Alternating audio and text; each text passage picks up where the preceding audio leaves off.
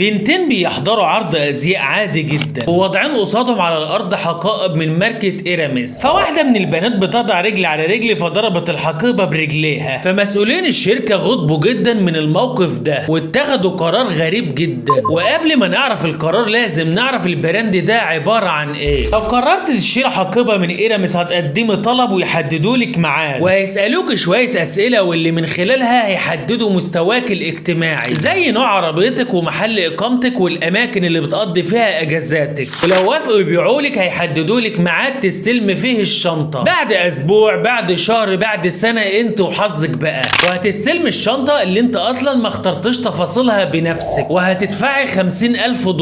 ولو الحقيبه مش عاجباك ورفضت تستلميها يضعوك على قائمه المحظورين زي ما حصل مع البنتين. كمان هيجبروك تشتري حقيبه معاها زي جراب كده عشان تضعي بداخلها الحقيبه الاصليه وتحافظي